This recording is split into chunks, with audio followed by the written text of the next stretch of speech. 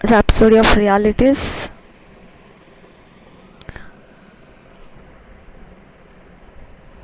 Rhapsody of realities उसका आज बुधवार 2 तारीख 2020 वेडनेसडे 2 दिसंबर 2020 वेडनेसडे 2 दिसंबर 2020 पास्टर क्रिस ओयाकिलोमे के द्वारा जो हमें विषय आज रैप्सोडी ऑफ रियलिटीज़ में सीखने के लिए दिया गया है वो है understand and speak the word.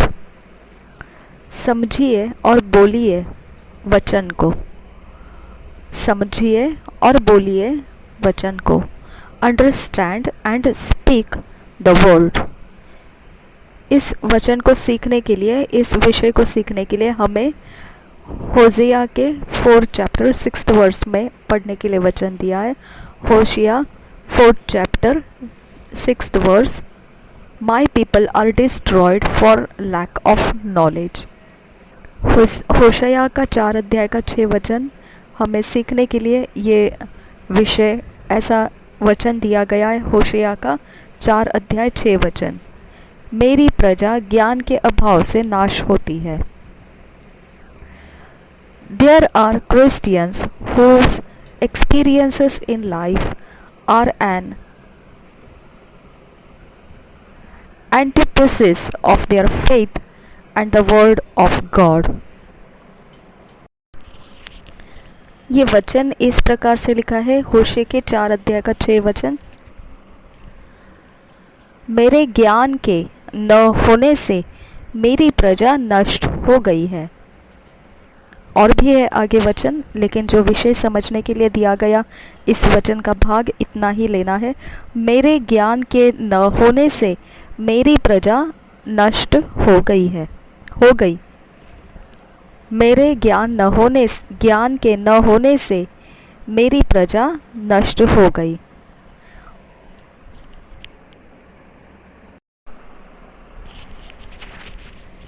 ऐसे मसीही लोग हैं जिनके अनुभव जीवन के अंदर उनके विश्वास के विपरीत होता है और परमेश्वर के वचन के विपरीत होता है, विरोध पक्ष में होता है। ऐसे अनुभव पाए हुए कुछ ऐसे मसीह हैं। For example, they may believe that as Christians they are not supposed to be oppressed by Satan, yet they experience continual satanic attacks and manipulators। एक उदाहरण के तौर पर हो सकता है एक मसीही विश्वास कर रहा है कि उनको शैतान के कोई परेशानियों को नहीं लेना है, परंतु फिर भी लगातार शैतान के आक्रमणों को और उसके द्वारा किए गए हर एक गड़बड़ियों को वो अनुभव करते रहते हैं। They believe they are not supposed to be sick or have infirmities in their bodies, yet they are hardly in good health। और वह इस प्रकार से विश्वास भी करते हैं कि उनको रोगी नहीं रहना है या फिर कोई बीमार उनके शरीर में नहीं रहना है, और फिर भी बहुत मुश्किल से वह कभी अच्छी सेहत भी जी रहे होते हैं। समथिंग इज रॉन्ग, कुछ तो गलत है फिर यहाँ पर। There are 2 important areas to examine in dealing with such inconsistencies। अब यहाँ पर 2 ऐसे महत्व के भाग हैं जिसके विषय में हमें जांच पड़ताल करना और उसके साथ निपटना बहुत ज़रूरी है, जो इस प्रकार के अलग अलग अनुभव देते हैं, वचन के विरोध और विश्वास के विरोध अनुभव देते हैं, और ऐसा ही लगातार होता है। First is the accurate understanding of the word. सबसे पहली बात यह है कि सही समझ होना वचन के विषय में। In Matthew 13 Jesus emphasized the importance of understanding when he taught on the parable of the sower। Matthew 13 chapter 3 to 9। जब हम मत्ती के 13 अध्याय में देखते हैं, प्रभु यीशु मसीह खास तरीके से महत्व बताता है समझ के विषय में, जब वह यह दृष्टांत सिखा रहा था जो बीज बोने वाले का दृष्टांत है, जो मत्ती के 13 अध्याय के 3 वचन से लेकर 9 वचन में लिखा हुआ है। हम उस वचन को पढ़ेंगे। मत्ती का सुसमाचार 13 अध्याय 3 वचन से 9 वचन तक। और उसने उनसे दृष्टांतों में बहुत सी बातें कही। एक बोने वाला बीज बोने निकला। बोते समय कुछ बीज मार्ग के किनारे गिरे और पक्षियों ने आकर उन्हें चुरा लिया।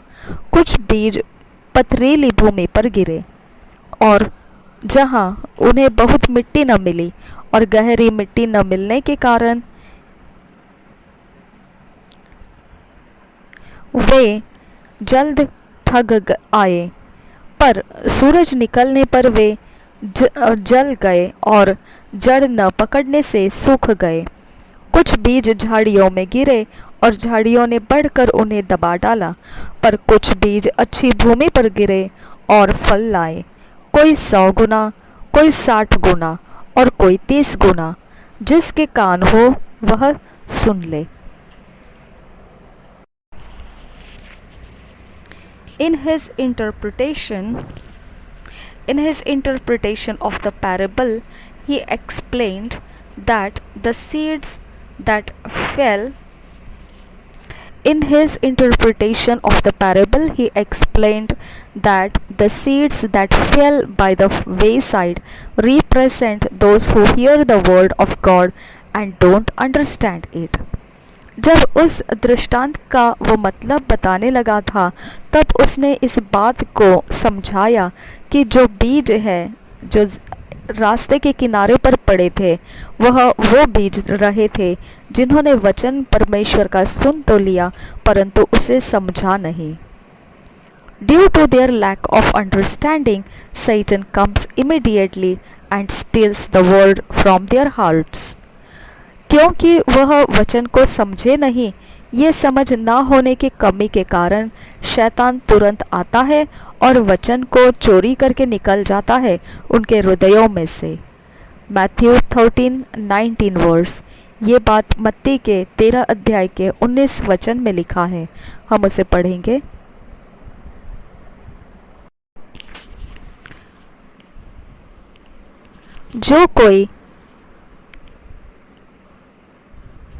जो कोई राज्य का वचन सुनकर नहीं समझता, उसके मन में जो कुछ बोया गया था उसे वह दुष्ट आकर छीन ले जाता है। यह वही है जो मार्ग के किनारे बोया गया था। Thank you Jesus.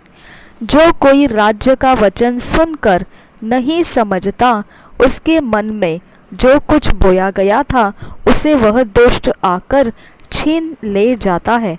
यह वही है जो मार्ग के किनारे बोया गया था।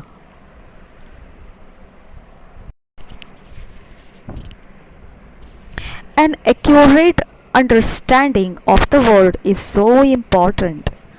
एक सही प्रकार से समझना परमेश्वर के वचन को कितना ही महत्वपूर्ण है। When you understand the word, you are able to apply it rightly to produce results for you.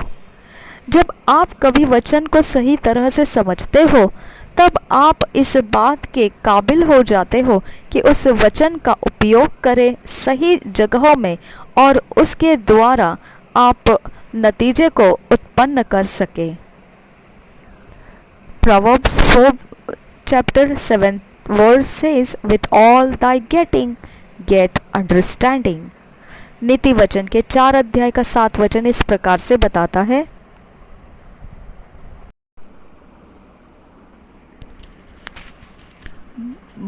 बुद्धि श्रेष्ठ है, इसलिए उसकी प्राप्ति के लिए यत्न कर। जो कुछ तू प्राप्त करे उसे प्राप्त तो कर, परंतु समझ की प्राप्ति का यत्न घटने न पाए। बुद्धि श्रेष्ठ है इसलिए उसकी प्राप्ति के लिए यत्न कर, ऐसा कहा गया है। बुद्धि श्रेष्ठ है इसलिए उसकी प्राप्ति के लिए यत्न करने के लिए कहा गया है।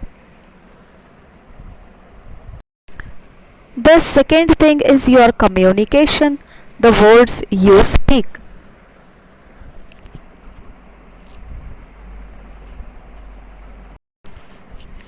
जो दूसरी बात है वह है आपकी बातें करने की काबिलियत। आप जो शब्द इस्तेमाल करते हैं बातचीत करने के लिए, तो आपने उसके विषय में भी दूसरी बात ज़रूरी समझनी है। वो शब्द जिसके द्वारा आप बोलते हो, दूसरी बात यही है। जो आप किसी के साथ वार्तालाप करने के लिए शब्द को बोलते हो, यह दूसरी ज़रूरी बात है। If your words are inconsistent with the word of God, your life, which is the outward manifestation of your words, will also be inconsistent. तो अब हमने देखा नीति वचन के 4 अध्याय के 7 वचन में यह बताया गया है कि किस प्रकार से कितना महत्व रखता है कि हमें समझ सही तरह से होना चाहिए परमेश्वर के वचन के विषय में। अगर हमारे पास सही समझ हो परमेश्वर के वचन का, तो हम उसे सही तरह से इस्तेमाल करने में लगा सकते हैं सही जगहों में, और फिर उसके नतीजे भी हम प्राप्त कर सकते हैं। यही प्रोवर्ब्स नीति वचन के 4 अध्याय के 7 में लिखा है कि हमने जो प्राप्त करने का पीछा करना चाहिए, वो सबसे ज़्यादा यत्न करना चाहिए समझ को प्राप्त करने के लिए।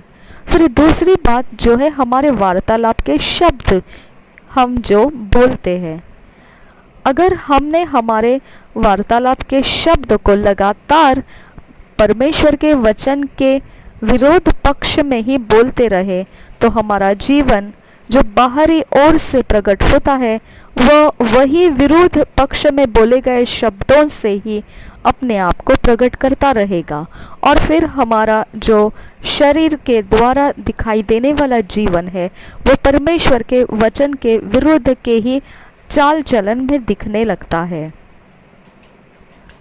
The psalmist said, "My tongue is the pen of a ready writer." भजन संहिता जो भजनकार है, वो भजन संहिता में लिखता है 45 अध्याय के पहले वचन में। भजन संहिता 45 अध्याय पहला वचन, मेरा हृदय एक सुंदर विषय की उमंग से उमड़ रहा है। जो बात मैंने राजा के विषय रची है, उसको सुनाता हूँ। मेरी जीभ निपुण लेखक की लेखनी बनी है। यही बात इस वचन में हमें समझना है, जो भजनकार कहता है भजन के 45 वचन के पहले वचन में कि मेरी जीभ निपुण लेखक की लेखनी बनी है। मेरी जीभ निपुण लेखक की लेखनी बनी है। मेरी जीभ निपुण लेखक की लेखनी बनी है। Your tongue is the pen that writes God's word on your heart. आपकी जुबान वो लेखनी का वस्तु है, परमेश्वर का वचन आपके हृदय पर लिखने के लिए। What you say is written on your heart, and out of that abundance your mouth speaks. जो कुछ भी आप बोलते हो वह आपके हृदय पर लिखा होता है, और फिर वही उस लिखी हुई बहुतायत में से ही आप अपने मुंह से बोलने लगते हैं। Always study and listen to the word. Bombard your mind and your spirit with the word, and then speak accordingly. हमेशा अभ्यास कीजिए और सुनिए परमेश्वर के वचन को। अपने मन पर लगातार उसके आप मार सहन कीजिए परमेश्वर के वचन का, और अपने आत्मा में लगातार परमेश्वर के वचन को आने दीजिए। वही वचन फिर आप अपने मुंह के शब्दों से बोलिए। Your life will be the manifestation of the word. Praise God. और फिर आपका जीवन वही वचनों को आपके शरीर के प्रकट जीवन में दिखने लगेगा। वही वचन आपके बाहरी तौर के जीने के तरीके में दिखने लगेगा। परमेश्वर का वचन आपके जीवन में बाहरी तौर से प्रकट होने लगेगा। प्रशंसा हो परमेश्वर की। कन्फेशन, कबूली करेंगे। हम जब कबूली करते हैं तो इंग्लिश में जब करना है तो आपने इंग्लिश में अपने मुंह से बोलना है इसे। जब आप इसे हिंदी में बोलना चाहते हैं तो हिंदी में बोलिए, परंतु इसे बोलना बेहद ज़रूरी है। It's given unto me to understand the world and the mysteries of the kingdom. It's given unto me to understand the world and the mysteries of the kingdom. Even now, God's word is effective in me, producing what it says. I am walking in glory and excellence, manifesting the graces of God to my world in victory, success and advancement. Hallelujah. यह मेरे लिए दिया गया समझ है परमेश्वर का वचन और राज्य के रहस्य समझने के लिए। अभी भी परमेश्वर का वचन प्रभावित रूप से मुझ में है। वही उत्पन्न करता है जो वो कहता है। महिमा में, उत्कृष्टता में मैं चलता हूँ। परमेश्वर के अनुग्रह को मेरे जगत में प्रकट करता हूँ। जय में, सफलता और आगे बढ़ते हुए। हालेलुया। आज जो वचन हमें मनन करने के लिए दिया है वो है Joshua 1 chapter 8th verse, Mark 11 chapter 23 verse, Acts 20 chapter 32 verse, Ephesians 1 chapter 17 to 18 verse. आज मनन के लिए जो वचन दिया गया है वो है यहोशुआ 1 अध्याय 8 वचन, मरकुस का सुसमाचार 11 अध्याय 23 वचन, प्रेरितों के काम 20 अध्याय 32 वचन और इफिसियों के पत्री 1 अध्याय 17 से 18 वचन। पहले हम इंग्लिश में किंग जेम्स वर्जन में से पढ़ेंगे और फिर यही वचनों को हम हिंदी में BSI बाइबल में से पढ़ेंगे। यहोशुआ 1 अध्याय 8 वचन, Joshua 1 chapter 8th verse. This book of the law shall not depart out of thy mouth, but thou shalt meditate therein day and night, that thou mayest observe to do according to all that is written therein, for then thou shalt make thy way prosperous, and then thou shalt have good success. यहोशू 1 अध्याय 8 वचन। व्यवस्था की यह पुस्तक तेरे चित्त से कभी न उतरने पाए, इसी में दिन रात ध्यान दिए रहना, इसलिए कि जो कुछ उसमें लिखा है उसके अनुसार करने की तू चौकसी करे, क्योंकि ऐसा ही करने से तेरे सब काम सफल होंगे और तू प्रभावशाली होगा। यहोशू पहला अध्याय 8 वचन। व्यवस्था की यह पुस्तक तेरे चित्त से कभी न उतरने पाए, इसी में दिन रात ध्यान दिए रहना, इसलिए कि जो कुछ उसमें लिखा है उसके अनुसार करने की तो चौकसी करे, क्योंकि ऐसा ही करने से तेरे सब काम सफल होंगे और तू प्रभावशाली होगा।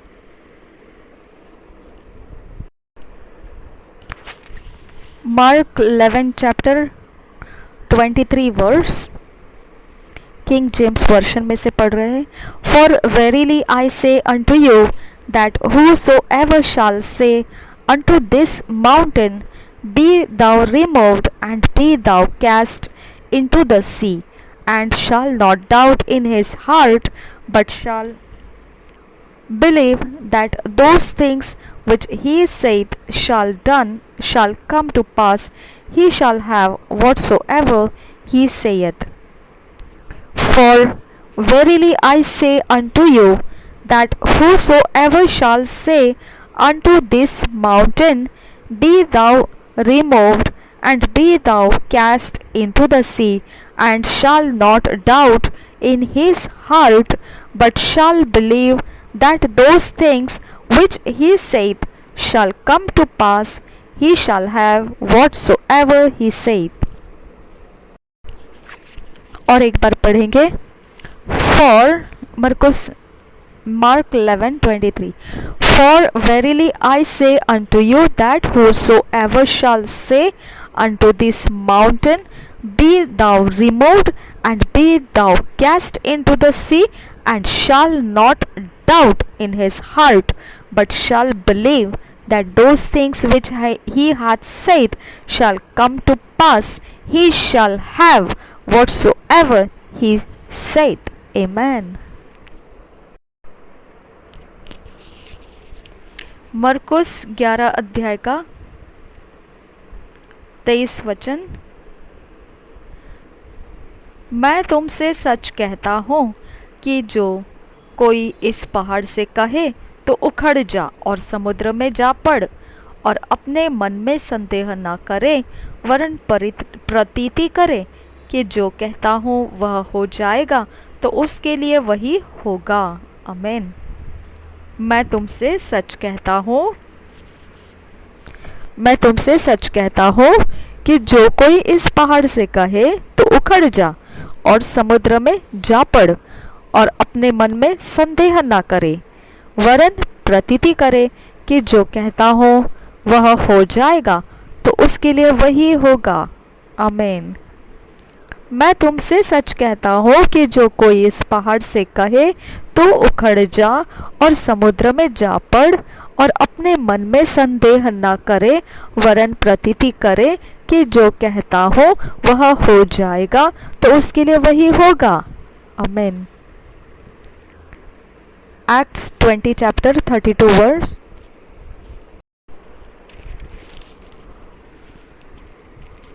Acts 20 chapter 32 verse। And now, brethren, I commend you to God and to the word of his grace, which is able to build you up and to give you an inheritance among all them which are sanctified. And now, brethren, I commend you to God and to the word of his grace, which is able to build you up and give you an inheritance among all them which are sanctified. प्रेरितों के काम 20 अध्याय 32 वचन। और अब मैं तुम्हें परमेश्वर को और उसके अनुग्रह के वचन को सौंप देता हूँ, जो तुम्हारी उन्नति कर सकता है और सब पवित्र किए गए लोगों में साझी करके मिरास दे सकता है। और अब मैं तुम्हें परमेश्वर को और उसके अनुग्रह के वचन को सौंप देता हूँ, जो तुम्हारी उन्नति कर सकता है और सब पवित्र किए गए लोगों में साझी करके मिरास दे सकता है। Ephesians 1 chapter 17 or 18th verse, that the God of our Lord Jesus Christ, Ephesians 1st chapter 17 to 18th verse, that the God of our Lord Jesus Christ, the Father of glory, may give unto you the spirit of wisdom and revelation in the knowledge of Him, the eyes of your understanding being enlightened, that ye may know what is the hope of His calling, and what the riches of the glory of His inheritance in the saints, that the God of our Lord Jesus Christ, the Father of glory, may give unto you the spirit of wisdom and revelation in the knowledge of Him, the eyes of your understanding being enlightened, that ye may know what is the hope of His calling, and what the riches of the glory of His inheritance in the saints.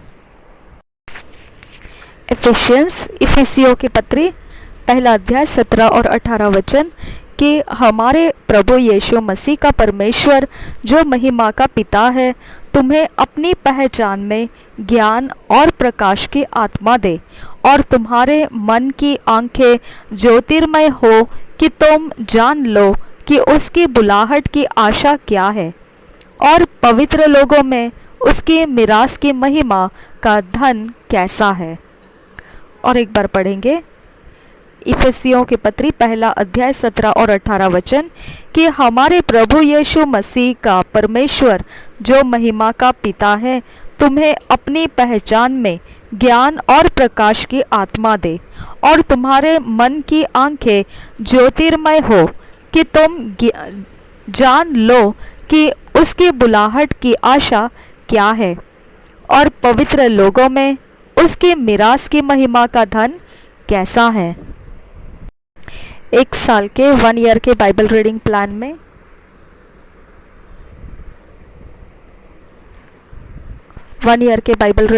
में first John 3 chapter 11 to 24 verse, और Ezekiel 47 chapter 48 chapter King James versions में से पढ़ेंगे हम। एक साल के Bible reading plan में पहला यूहन्ना का पत्री 3 अध्याय 11 वचन से 24 वचन तक, यहेजकेल की भविष्यवाणी 47 अध्याय और 48 अध्याय हम हिंदी में BSI बाइबल से पढ़ेंगे और इंग्लिश में किंग्स जेम्स वर्शन में से पढ़ेंगे।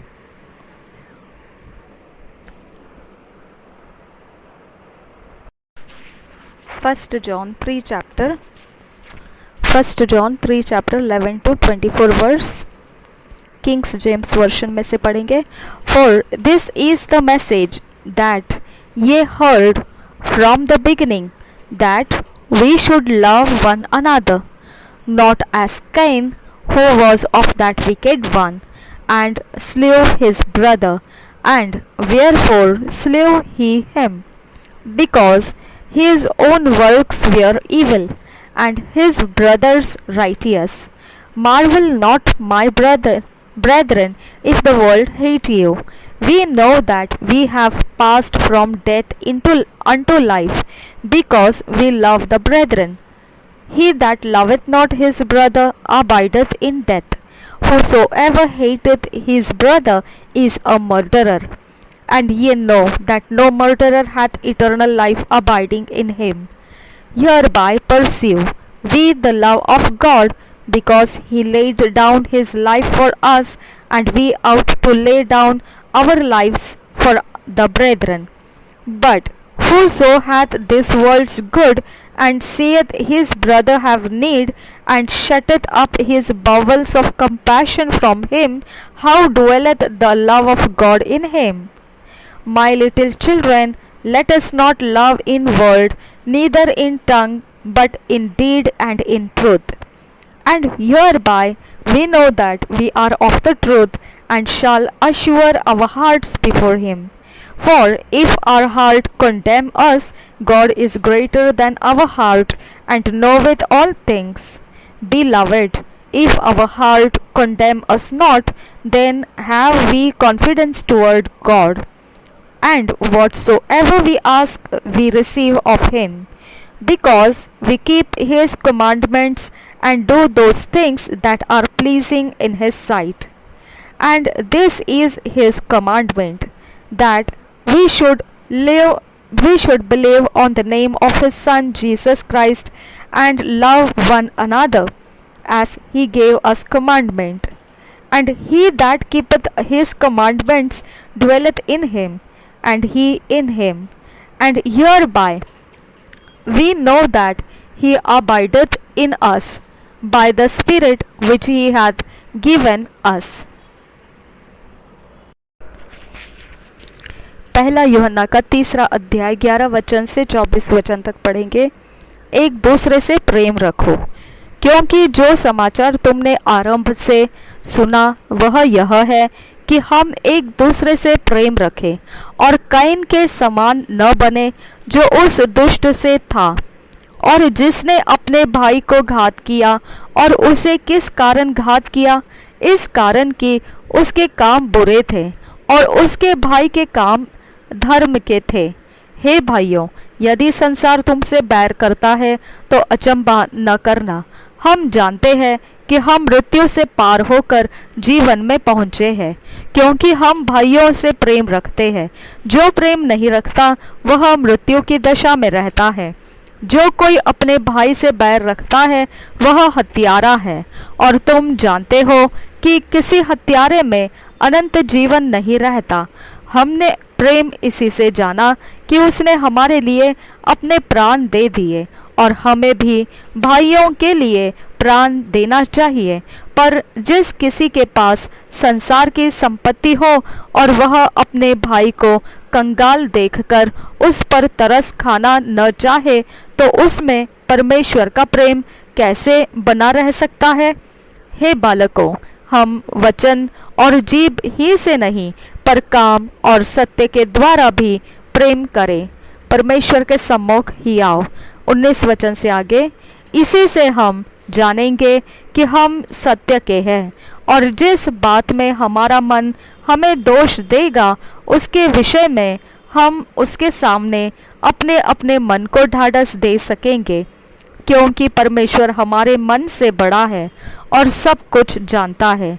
हे प्रियो, यदि हमारा मन हमें दोष न दे तो हमें परमेश्वर के सामने हियाव होता है, और जो कुछ हम मांगते हैं वह हमें उससे मिलता है, क्योंकि हम उसकी आज्ञाओं को मानते हैं, और जो उसे भाता है वही करते हैं। उसकी आज्ञा यह है कि हम उसके पुत्र यीशु मसीह के नाम पर विश्वास करें, और जैसा उसने हमें आज्ञा दी है उसी के अनुसार आपस में प्रेम रखें। जो उसकी आज्ञाओं को मानता है वह उसमें और वह उनमें बना रहता है, और इसी से अर्थात उस आत्मा से जो उसने हमें दिया है हम जानते हैं कि वह हम में बना रहता है। Ezekiel 47 चैप्टर 1st वर्स से पढ़ेंगे। The vision of the holy waters, etc. Afterward he brought me again unto the door of the house, and behold, waters issued out from under the threshold of the house, eastward from the forefront of the house, stood toward the east, and the waters came down from under from the right side of the house at the south side of the altar. Then brought he me out of the way of the gate northward, and led me about the way without unto the utter gate by the way that looketh eastward, and behold, there ran out waters on the right side. And when the man that had the line in his hand went forth eastward, he measured 1,000 cubits, and he brought me through the waters. The waters were to the ankles. Again he measured 1,000, and brought me through the waters. The waters were to the knees. Again he measured 1,000, and brought me through the waters were to the loins.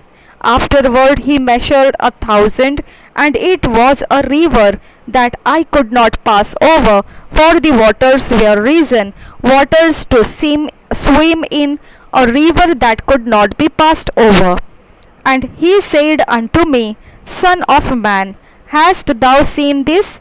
Then he brought me and caused me to return to the brink of the river. Now when I had returned, behold, at the bank of the river were very many trees on the one side and on the other. Then said he unto me, These waters issue out toward the east country, and go down into the desert, and go into the sea, which being brought forth into the sea, the waters shall be healed. And it shall come to pass that everything that liveth which moveth whithersoever the rivers shall come shall live.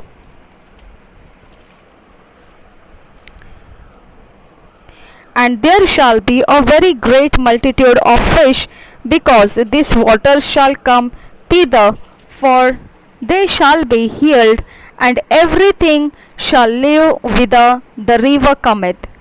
And it shall come to pass that the fishers shall stand upon it from En-gedi even unto Englaim.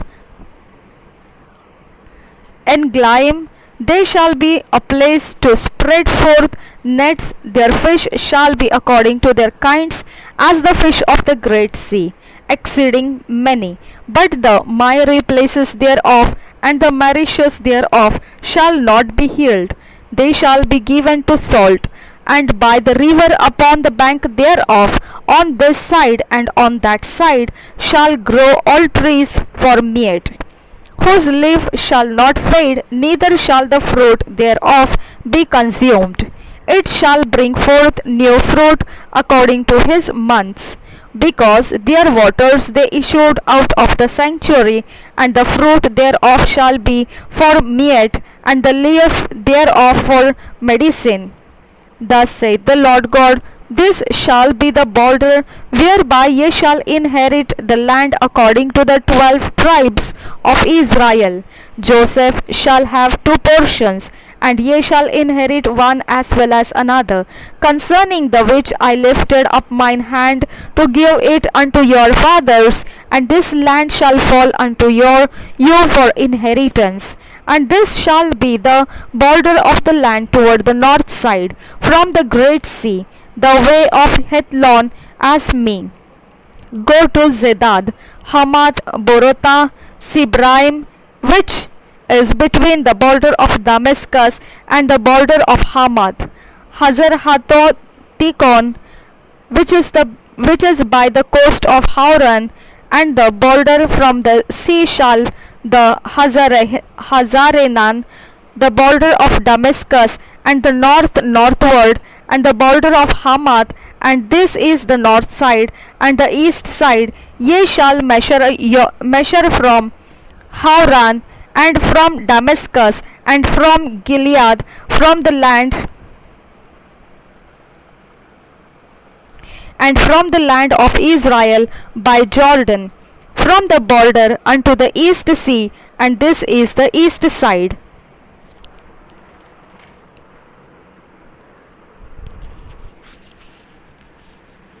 19th verse onwards. And the south side southward, from Tamar even to the waters of strife in Kadesh, the river to the great sea. And this is the south side southward. The west side also shall be the great sea from the border till a man come over against Hamath. This is the west side. So shall ye divide this land unto you according to the tribes of Israel.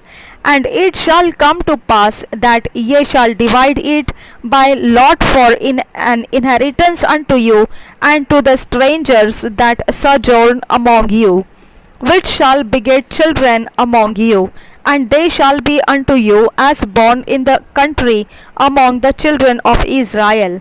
They shall have inheritance with you among the tribes of Israel, and it shall come to pass that in what tribe the stranger sojourneth, there shall ye give him his inheritance, saith the Lord God.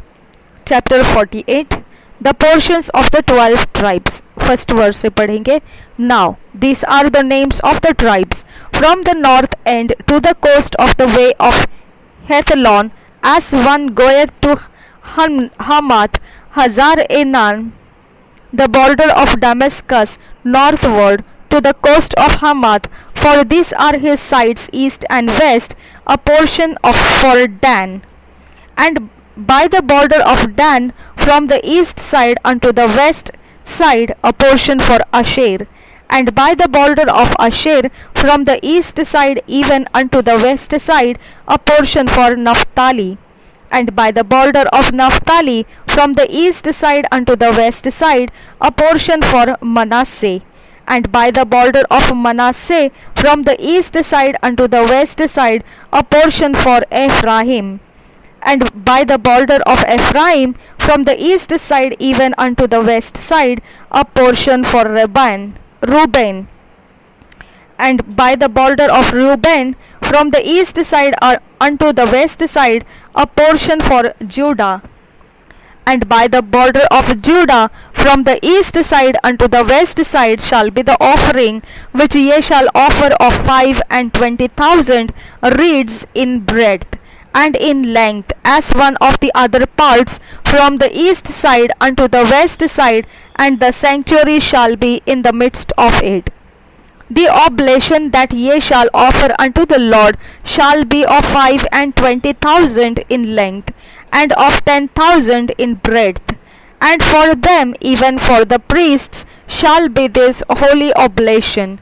Toward the north 25,000 in length, and toward the west 10,000 in breadth, and toward the east 10,000 in breadth, and toward the south 25,000 in length. And the sanctuary of the Lord shall be in the midst thereof.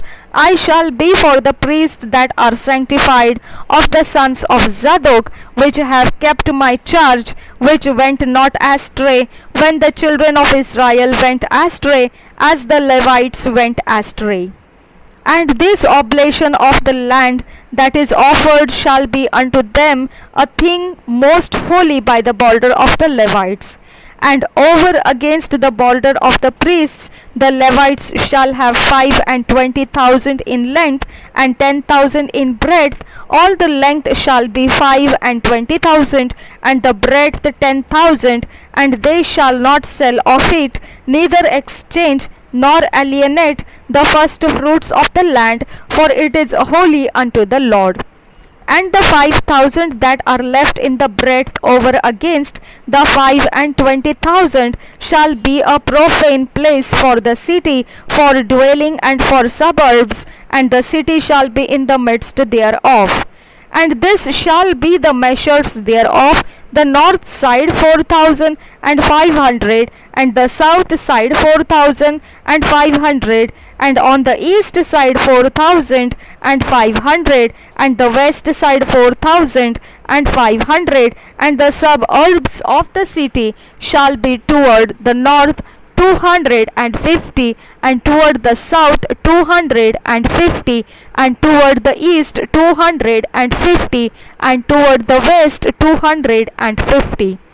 And the residue in length over against the oblation of the holy portion shall be 10,000 eastward and 10,000 westward, and it shall be over against the oblation of the holy portion, and the increase thereof shall be for food unto them that serve the city. And they that serve the city shall serve it out of all the tribes of Israel. All the oblations shall be 5,20,000 by 5,20,000.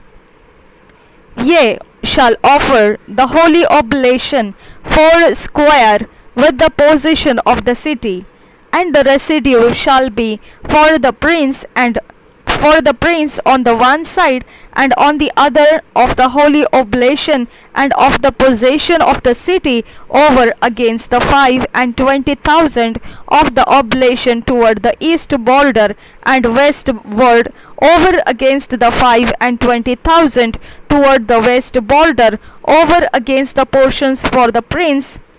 And it shall be the holy oblation, and the sanctuary of the house shall be in the midst thereof.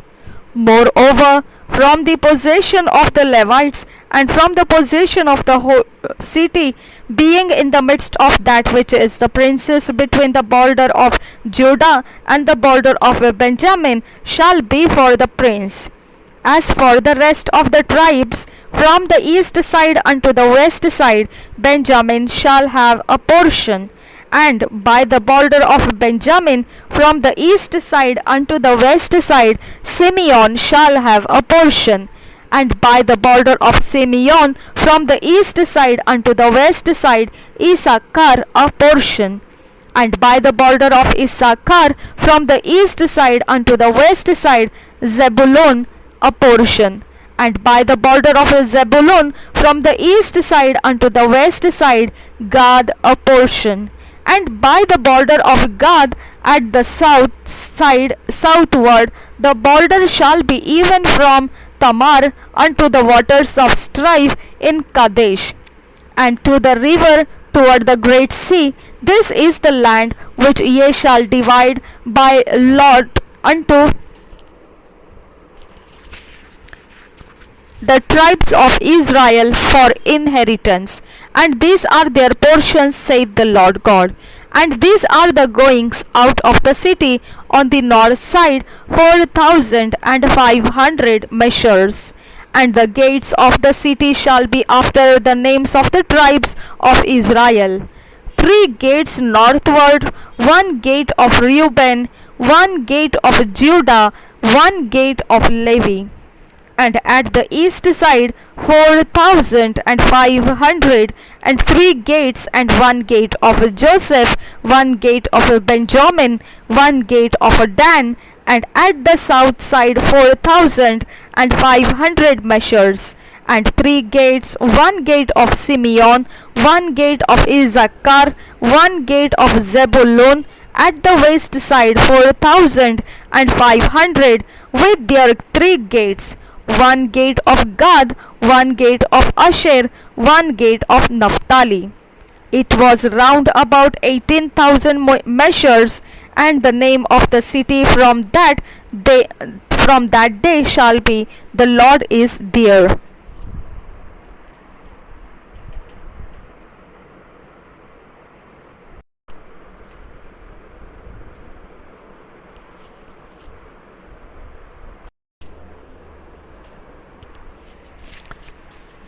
यहेजकेल की भविष्यवाणी 47 अध्याय। मंदिर से बहता सोता। पहले वचन से पढ़ेंगे।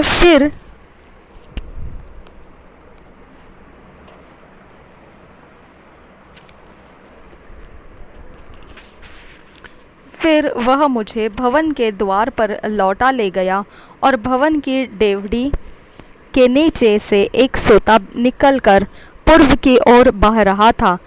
भवन का द्वार तो पूर्वमुखी था, और सोता भवन की दाहिनी ओर और वेदी के दक्षिण ओर नीचे से निकलता था। तब वह मुझे उत्तर के फाटक से होकर बाहर ले गया, और बाहर से घुमाकर बाहरी अर्थात पूर्वमुखी फाटक के पास पहुंचा दिया, और दक्षिणी ओर से जल पसीज कर बह रहा था। जब वह पुरुष हाथ में मापने की डोरी लिए हुए पूर्व की ओर निकला, तब उसने भवन से लेकर 1000 हाथ तक उस सोते को मापा, और मुझे जल में से चलाया, और जल टखनों तक था। उसने फिर जल घुटनों तक था। उसने फिर 1000 हाथ मापकर मुझे जल में से चलाया, और जल घुटनों तक था। फिर और 1000 हाथ माप कर मुझे जल में से चलाया और जल कमर तक था। तब फिर उसने 1000 हाथ मापे और ऐसी नदी हो गई जिसके पार मैं न जा सका, क्योंकि जल बढ़कर तैरने के योग्य था, अर्थात ऐसी नदी थी जिसके पार कोई न जा सकता था। तब उसने मुझसे कहा, हे मनुष्य के संतान, क्या तूने यह देखा है? तब उसने मुझे नदी के किनारे किनारे लौटाकर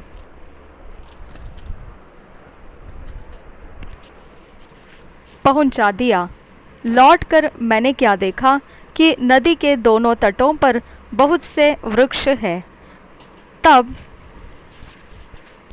उसने मुझसे कहा, वह सोता पूर्वी देश की ओर बह रहा है और अराबा में उतरकर ताल की ओर बहेगा, और यह भवन से निकला हुआ सीधा ताल में मिल जाएगा और उसका जल मीठा हो जाएगा। जहाँ जहाँ यह नदी बहे वहाँ वहाँ सब प्रकार की बहुत अंडे देने वाले जीव जंतु जिएंगे और मछलियाँ भी बहुत हो जाएंगी, क्योंकि इस सोते का जल वहाँ पहुँचा है और ताल का जल मीठा हो जाएगा। और जहाँ कहीं यह नदी पहुँचेगी वहाँ सब जंतु जिएंगे। ताल के तट पर मछुए खड़े रहेंगे और एन गदी से लेकर एनेग्लेल तक वहाँ जाल फैलाए जाएंगे और उन्हें महासागर की सी भांति भांति की अनगिनत मछलियाँ मिलेंगी। परंतु ताल के पास जो दलदल और गड्ढे हैं उनका जल मीठा न होगा, वे खारे ही रहेंगे। नदी के दोनों किनारों पर भांति भांति के खाने योग्य फलदायी वृक्ष उपजेंगे, जिनके पत्ते न मुरझाएंगे और उनका फलना भी कभी बंद न होगा, क्योंकि नदी का जल पवित्र स्थान से निकला है। उनमें महीने महीने नए नए फल आएंगे लगेंगे। उनके फल तो खाने के और पत्ते औषधि के काम आएंगे। देश की सीमाएं। परमेश्वर यहोवा यूं कहता है, जिस सीमा के भीतर तुमको यह देश अपने 12 गांवों के अनुसार बांटना पड़ेगा वह यह है। यूसुफ को 2 भाग मिले, उसे तुम एक दूसरे के समान निज भाग में पाओगे, क्योंकि मैंने शपथ खाई कि उसे तुम्हारे पितरों को दूंगा, इसलिए यह देश तुम्हारा निज भाग ठहरेगा। देश की सीमा यह हो, अर्थात उत्तरी ओर की सीमा महासागर से लेकर हेतलोन के पार से सदाद की घाटी तक पहुँचे, और उस सीमा के पास हमात बेरोता और सिब्रैम जो दमिश्क और हमात की सीमाओं के बीच में है, और हसर हत्तिकोन तक जो हौरान की सीमा पर है। यह सीमा समुद्र से लेकर दमिश्क की सीमा के पास के हसरेनोन तक पहुँचे और उसके उत्तरी और हमात हो। उत्तर की सीमा यही हो, पूर्वी सीमा जिसके एक और हौरान दमिश्क और यर्दन की ओर गिलाद और इस्राएल का देश हो। उत्तरी सीमा से लेकर पूर्वी ताल तक उसे मापना। पूर्वी सीमा तो यही हो, दक्षिणी सीमा तमार से लेकर कादेश के मरीबोत नामक सोते तक, अर्थात मिस्र के नाले तक और महासागर तक पहुँचे। दक्षिणी सीमा यही हो। पश्चिमी सीमा दक्षिणी सीमा से लेकर हमात की घाटी के सामने तक का महासागर हो। पश्चिमी सीमा यही हो। इस प्रकार देश को इस्राएल के गोत्रों के अनुसार आपस में बांट लेना। इसको आपस में और उन परदेशियों के साथ बांट लेना जो तुम्हारे बीच रहते हुए बालकों को जन्माए। वे तुम्हारी दृष्टि में देशी इस्राएलियों के समान ठहरे और तुम्हारे गोत्रों के बीच अपना अपना भाग पाए। जो परदेशी जिस गोत्र के देश में रहता हो उसको वहाँ भाग देना। परमेश्वर यहोवा की यही वाणी है। गोत्रों में भूमि वितरण 48 अध्याय पहले वचन से। गोत्रों के भाग ये हो। उत्तरी सीमा से लगा हुआ हेतलोन के मार्ग के पास से हमात की घाटी तक और दमिश्क के सीमा के पास के हसरेनान से उत्तर की ओर हमात के पास तक एक भाग दान का हो, और उसकी पूर्वी और पश्चिमी सीमा भी हो। दान की सीमा से लगा हुआ पूर्व से पश्चिम तक आशेर का एक भाग हो। आशेर की सीमा से लगा हुआ पूर्व से पश्चिम तक नप्ताली का एक भाग हो। नप्ताली की सीमा से लगा हुआ पूर्व से पश्चिम तक मनश्शे का एक भाग हो। मनश्शे की सीमा से लगा हुआ पूर्व से पश्चिम तक एप्रैम का एक भाग हो। एप्रैम की सीमा से लगा हुआ पूर्व से पश्चिम तक रूबेन का एक भाग हो। रूबेन की सीमा से लगा हुआ पूर्व से पश्चिम तक यहूदा का एक भाग हो। देश के मध्य में भूमि का विशेष भाग। 8 वचन से आगे, यहूदा की सीमा से लगा हुआ पूर्व से पश्चिम तक वह अर्पण किया हुआ भाग हो जिसे तुम्हें अर्पण करना होगा। वह 25,000 बांस चौड़ा और पूर्व से पश्चिम तक किसी एक गोत्र के भाग के तुल्य लंबा हो, और उसके बीच में पवित्र स्थान हो। जो भाग तुम्हें यहोवा को अर्पण करना होगा उसकी लंबाई 25,000 बांस और चौड़ाई 10,000 बांस की हो। यह अर्पण किया हुआ पवित्र भाग याजकों को मिले। वह उत्तर की ओर 25,000 बांस लंबा, पश्चिम की ओर 10,000 बांस चौड़ा, पूर्व और 10,000 बांस चौड़ा और दक्षिण की ओर 25,000 बांस लंबा हो, और उसके बीचों बीच यहोवा का पवित्र स्थान हो। यह विशेष पवित्र भाग सादोक के संतान के उन याजकों का हो जो मेरी आज्ञाओं का पालन करते रहे और इसराइलियों के भटक जाने के समय लेवियों के समान न भटके थे। इसलिए देश के अर्पण किए हुए भाग में से यह उनके लिए अर्पण किया हुआ भाग अर्थात परम पवित्र देश ठहरे और लेवियों की सीमा से लगा रहे। याजकों की सीमा से लगा हुआ लेवियों का भाग हो। वह 25,000 बांस लंबा और 10,000 बांस चौड़ा हो। सारी लंबाई 25,000 बांस की और चौड़ाई 10,000 बांस की हो। वे उसमें से न तो कुछ बेचे, न दूसरी भूमि से बदले, और न भूमि की पहली उपज और किसी को दी जाए, क्योंकि वह यहोवा के लिए पवित्र है। चौड़ाई के 25,000 बांस के सामने जो 5,000 बचा रहेगा वह नगर और बस्ती और चराई के लिए साधारण भाग हो, और नगर उसके बीच में हो। नगर की यह माप हो, अर्थात उत्तर, दक्षिण, पूर्व और पश्चिम की ओर 4,500 हजार हाथ नगर के पास उत्तर, दक्षिण, पूर्व, पश्चिम के में चराइयाँ हो, जो 250 बांस चौड़ी हो।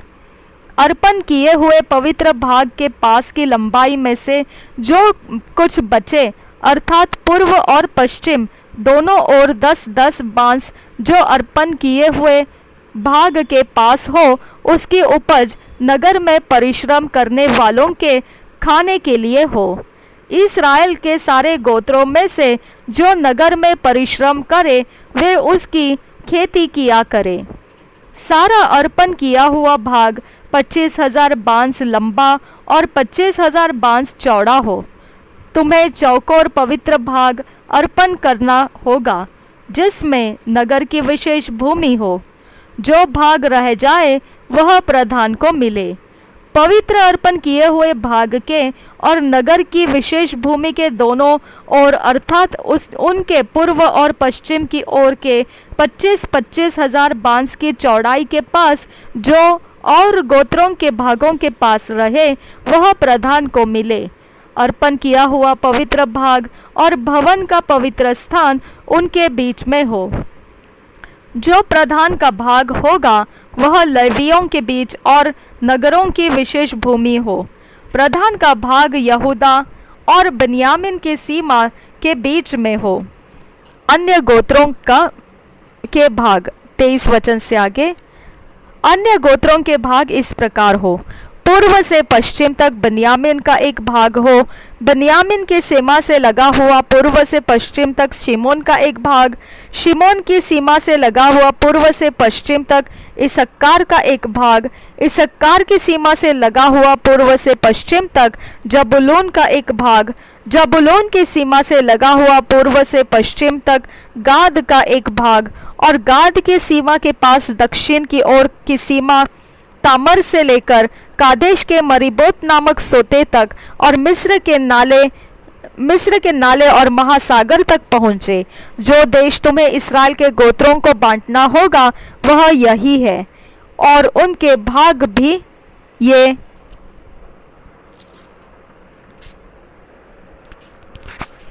यही है। परमेश्वर यहोवा की यही वाणी है। नगर के द्वार, 30 वचन से आगे।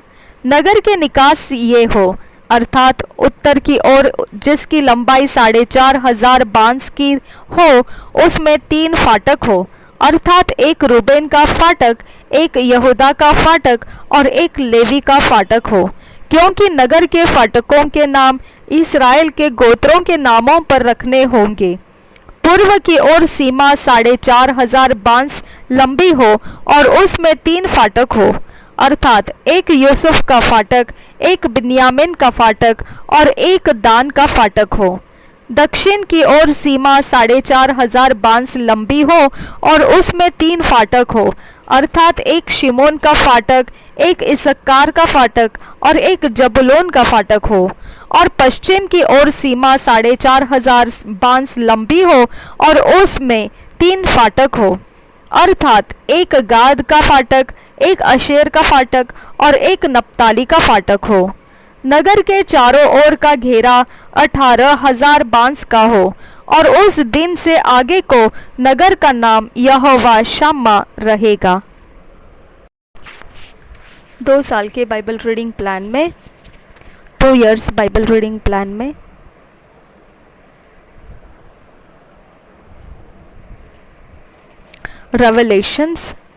Revelation 6 chapter 1 to 10, Joel 2nd chapter, यूहन्ना का प्रकाशित वाक्य 6 अध्याय 1 से 10 वचन, और योएल भविष्यद्वक्ता की पुस्तक 2 अध्याय। हम किंग जेम्स वर्शन में से इंग्लिश में पढ़ेंगे और फिर हिंदी में BSI बाइबल में से पढ़ेंगे। Revelation 6 chapter 1 to 10 वर्स पढ़ेंगे किंग जेम्स वर्शन में से। The opening of 6 of the seals in order. First verse say, and I saw when the Lamb opened one of the seals, and I heard as it were the noise of thunder, one of the 4 beasts saying, come and see. And I saw, and behold, a white horse, and he that sat on him had a bow, and a crown was given unto him, and he went forth conquering and to conquer. And when he had opened the second seal, I heard the second beast say, come and see. And there went out another horse that was red, and power was given to him that sat thereon to take peace from the earth, and that they should kill one another, and there was given unto him a great sword. And when he had opened the 3rd seal, I heard the 3rd beast say, come and see. And I beheld, and lo, a black horse, and he that sat on him, and him had a pair of balances in his hand. And I heard a voice in the midst of the 4 beasts say, a measure of wheat for a penny, and 3 measures of barley for a penny, and see, thou hurt not the oil and the wine. And when he had opened the 4th seal, I heard the voice of the 4th beast say, come and see. And I looked, and behold, a pale horse, and his name that sat on him was Death, and hell followed with him. And power was given unto them over the 4th part of the earth, to kill with sword and with hunger and with death and with the beasts of the earth. And when he had opened the fifth seal, I saw under the altar the souls of them that were slain for the word of God and for the testimony which they held. And they cried with a loud voice, saying, How long, O Lord, holy and true, dost thou not judge and avenge our blood on them that dwell on the earth? प्रकाशित वाक्य 6 अध्याय पहले वचन से 7 मोहरों का खोला जाना। 1 वचन से 10 वचन तक पढ़ना है। फिर मैंने देखा कि मेमने ने उन 7 मोहरों में से एक को खोला और उन चारों प्राणियों में से एक का गर्जन का सा शब्द सुना, आ।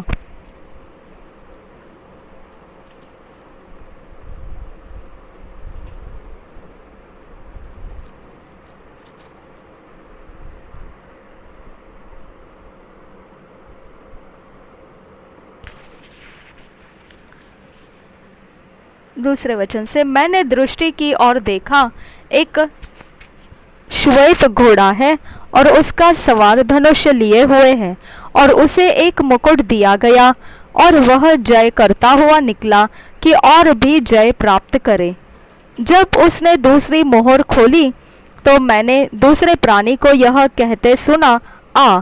फिर एक और घोड़ा निकला जो लाल रंग का था। उसके सवार को यह अधिकार दिया गया कि पृथ्वी पर से मेल उठा ले ताकि लोग एक दूसरे का वध करें, और उसे एक बड़ी तलवार दी गई।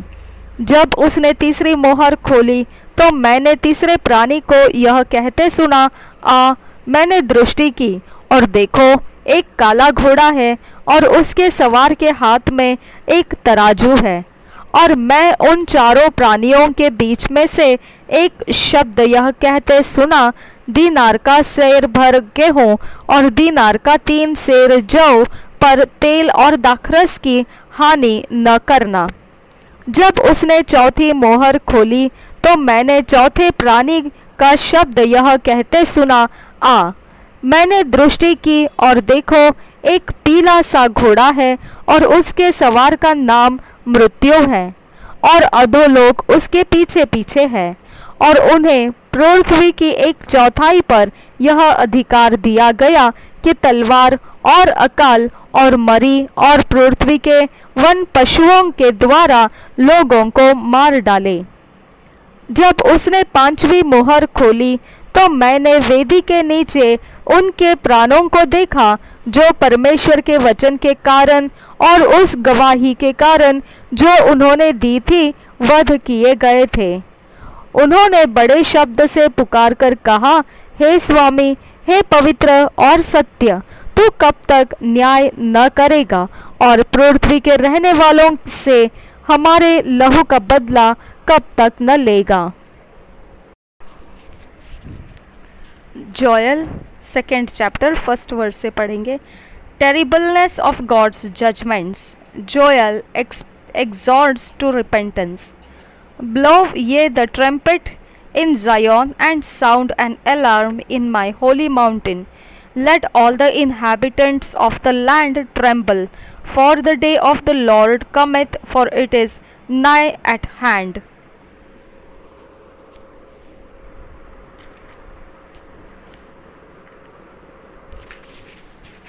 सेकेंड वर्स से आगे पढ़ेंगे। A day of darkness and of gloominess, and a day of darkness and of gloominess, a day of clouds and of thick darkness, as the morning spread upon the mountains. A great people and a strong there hath not been ever the like, neither shall be any more after it, even to the years of many generations. A fire devoureth before them, and behind them a flame burneth. The land is as the garden of Eden before them, and behind them a desolate wilderness. Yea, and nothing shall escape them. The appearance of them is as the appearance of horses, and as horsemen, so shall they run. Like the noise of chariots on the tops of mountains shall they leap, like the noise of a flame of fire that devoureth the stubble, as a strong people set in battle array. Before their face the people shall be much pained, all faces gather blackness. They shall run like mighty men, they shall climb the wall like men of war, and they shall march every one on his ways, and they shall not break their ranks, neither shall one thrust another. They shall walk every one in his path, and when they fall upon the sword, they shall not be wounded. They shall run to and fro in the city.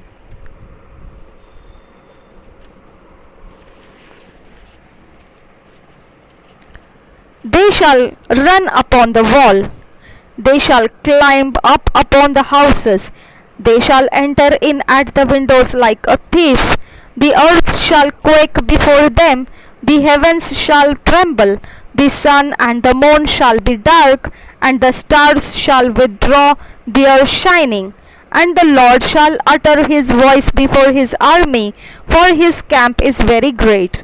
For he is strong that executeth his word. For the day of the Lord is great and very terrible, and who can abide it? Therefore also now saith the Lord, turn ye even to me with all your heart, and with fasting, and with weeping, and with mourning, and rend your heart, and not your garments, and turn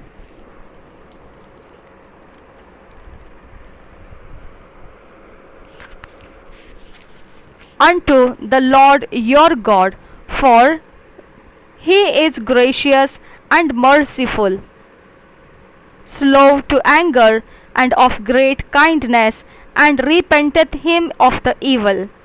Who knoweth if he will return and repent, and leave a blessing behind him, even a meat offering and a drink offering unto the Lord your God? Blow the trumpet in Zion, sanctify as fast, call a solemn assembly, gather the people, sanctify the congregation, assemble the elders, gather the children, and this that suck the breasts. Let the bridegroom go forth of his chamber, and the bride out of her closet. Let the priests, the ministers of the Lord, weep between the porch and the altar. And let them say, spare thy people, O Lord, and give not thine heritage to reproach, that the heathen should rule over them. Wherefore should they say among the people, where is their God? Then will the Lord be jealous for his land, and pity his people.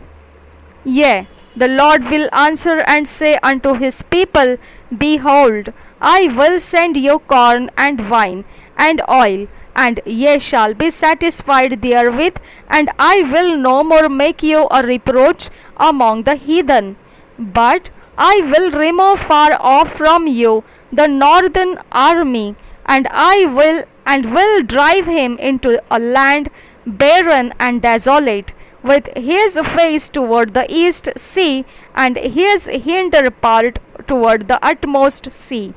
And his stink shall come up, and his ill savour shall come up, because he had done great things. Fear not, O land, be glad and rejoice, for the Lord will do great things. Be not afraid, ye beasts of the field, for the pastures of the wilderness do spring, for the tree beareth her fruit, the fig tree and the vine do yield their strength. Be glad then, ye children of Zion,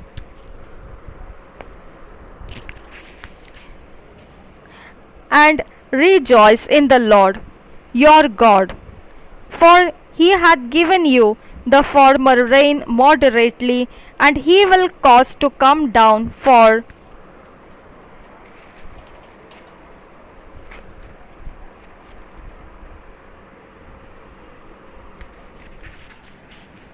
your for you the rain, the former rain and the later rain in the first month, and the floors shall be full of wheat, and the fats shall overflow with wine and oil. And I will restore to you the years that the locust hath eaten, the cankerworm and the caterpillar and the palmer worm, my great army which I sent among you. And ye shall eat in plenty and be satisfied, and praise the name of the Lord your God, that hath dealt wondrously with you, and my people shall never be ashamed. And ye shall know that I am in the midst of Israel, and that I am the Lord your God, and none else, and my people shall never be ashamed. And it shall come to pass afterward that I will pour out my spirit upon all flesh, and your sons and your daughters shall prophesy. Your old men shall dream dreams. Your young men shall see visions. And also upon the servants and upon the handmaids in those days will I pour out my spirit, and I will show wonders in the heavens and in the earth, blood and fire and pillars of smoke. The sun shall be turned into darkness, and the moon into blood, before the great and the terrible day of the Lord come. And it shall come to pass that whosoever shall call on the name of the Lord shall be delivered. For in Mount Zion and in Jerusalem shall be deliverance, as the Lord hath said, and in the remnant when the Lord shall call.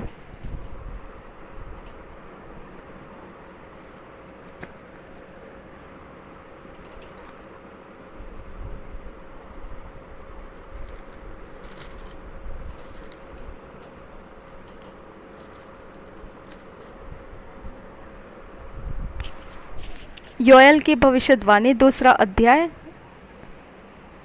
टिड्डियां प्रभु के दिनों की चेतावनी के रूप में।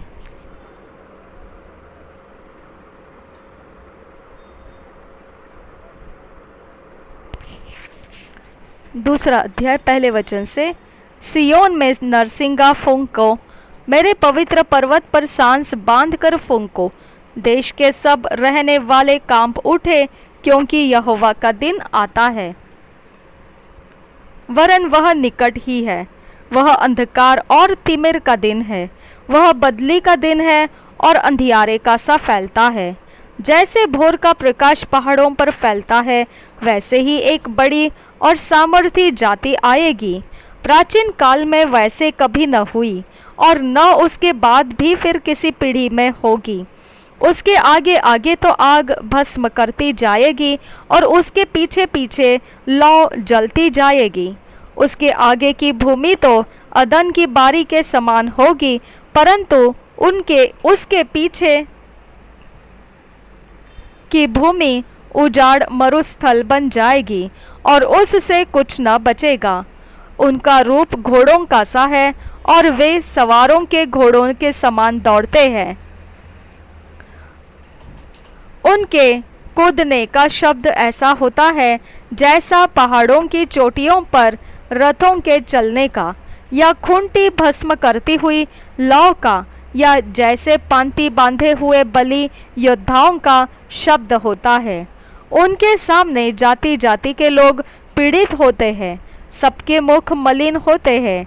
वे शूरवीरों के समान दौड़ते और योद्धाओं की भांति शहरपनाह पर चढ़ते हैं। वे अपने अपने मार्ग पर चलते हैं, और कोई अपनी पांति से अलग न चलेगा। वे एक दूसरे को धक्का नहीं लगाते, वे अपनी अपनी राह पर चलते हैं। शस्त्रों का सामना करने से भी उनकी पांति नहीं टूटती। वे नगर में इधर उधर दौड़ते और शहर पनाह पर चढ़ते हैं। वे घरों में ऐसे घुसते हैं जैसे चोर खिड़कियों से घुसते हैं। उनके आगे पृथ्वी कांप उठती है और आकाश थरथराता है। सूर्य और चंद्रमा काले हो जाते हैं और तारे नहीं झलकते। यहोवा अपने उस दल के आगे अपना शब्द सुनाता है, क्योंकि उसकी सेना बहुत ही बड़ी है। जो अपना वचन पूरा करने वाला है वह सामर्थी है, क्योंकि यहोवा का दिन बड़ा और अति भयानक है। उसको कौन सह सकेगा। पश्चाताप करने का अहवाल। 12 वचन से आगे, तो भी यहोवा की यह वाणी है, अभी भी सुनो, उपवास के साथ रोते पीटते अपने पूरे मन से फिर कर मेरे पास आओ। अपने वस्त्र नहीं, अपने मन ही को फाड़कर अपने परमेश्वर यहोवा की ओर फिरो, क्योंकि वह अनुग्रहकारी, दयालु, विलंब से क्रोध करने वाला, करुणा निधान और दुख देकर पछताने हारा है। क्या जाने वह फिर कर पछताए और ऐसी आशीष दे जिससे तुम्हारे परमेश्वर यहोवा का अन्न बलि और अर्घ दिया जाए। सियोन में नरसिंगा फूंको, उपवास का दिन ठहराओ, महासभा का प्रचार करो, लोगों को इकट्ठा करो, सभा को पवित्र करो, पुरनियों को बुला लो, बच्चों और दूध पियों को भी इकट्ठा करो। दूल्हा अपनी कोठरी से और दुल्हन भी अपने कमरे से निकल आए। याजक जो यहोवा के टहलुए हैं, वे आंगन और वेदी के बीच में रो रो कर कहे, हे यहोवा, अपनी प्रजा पर तरस खा और अपने निज भाग की नामधराई न होने दे। न जाति जाति उसकी उपमा देने पाए, जाति जाति के लोग आपस में क्यों कहने पाए, उनका परमेश्वर कहाँ रहा। परमेश्वर की दया। 18 वचन से आगे, तब यहोवा को अपने देश के विषय में जलन हुई और उसने अपनी प्रजा पर तरस खाया। यहोवा ने अपनी प्रजा के लोगों को उत्तर दिया, सुनो, मैं अन्न और नया दाखमधु और ताजा तेल तुम्हें देने पर हूँ, और तुम उन्हें पाकर तृप्त होंगे, और मैं भविष्य में अन्य जातियों द्वारा तुम्हारी नामधराई न होने दूंगा। मैं उत्तर की ओर से आई हुई सेना को तुम्हारे पास से दूर करूंगा और उसे एक निर्जल और उजाड़ देश में निकाल दूंगा। उसका अगला भाग तो पूरब के ताल की ओर और उसका पिछला भाग पश्चिम के समुद्र की ओर होगा। उससे दुर्गंध उठेगी और उसकी सड़ी गंध फैलेगी, क्योंकि उसने बहुत बुरे काम किए हैं। हे देश, तू मत डर, तू मगन हो और आनंद कर, क्योंकि यहोवा ने बड़े बड़े काम किए हैं। हे मैदान के पशुओं, मत डरो, क्योंकि जंगल में चराई उगेगी और वृक्ष फलने लगेंगे। अंजीर का वृक्ष और दाखलता अपना अपना बल दिखाने लगेंगी। हे सियोन के लोगों, तुम अपने परमेश्वर यहोवा के कारण मगन हो और आनंद करो, क्योंकि तुम्हारे लिए वह वर्षा अर्थात बरसात की पहली वर्षा बहुतायत से देगा, और पहले के समान अगली और पिछली वर्षा को भी बरसाएगा।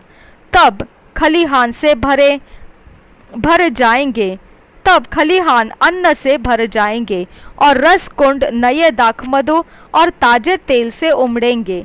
जिन वर्षों की उपज अरबे नामक टिड्डियों और यलेक और हासिल ने और गजाम नामक टिड्डियों ने अर्थात मेरे बड़े दल ने, जिसको मैंने तुम्हारे बीच भेजा, खा ली थी, मैं उसकी हानि तुमको भर दूंगा। तुम पेट भर कर खाओगे और तृप्त होंगे और अपने परमेश्वर यहोवा के नाम की स्तुति करोगे, जिसने तुम्हारे लिए आश्चर्य के काम किए हैं। मेरी प्रजा की आशा फिर कभी न टूटेगी। तब तुम जानोगे कि मैं इस्राएल के बीच में हूँ, और मैं यहोवा तुम्हारा परमेश्वर हूँ, और कोई दूसरा नहीं है। मेरी प्रजा की आशा फिर कभी न टूटेगी। आत्मा का उंडेला जाना। उन बातों के बाद मैं सब प्राणियों पर अपना आत्मा उंडेलूंगा। तुम्हारे बेटे बेटियां भविष्यवाणी करेगी, और तुम्हारे पुरनिये स्वप्न देखेंगे, और तुम्हारे जवान दर्शन देखेंगे। तुम्हारे दास और दासियों पर भी मैं उन दिनों में अपना आत्मा उंडेलूंगा। मैं आकाश में और पृथ्वी पर चमत्कार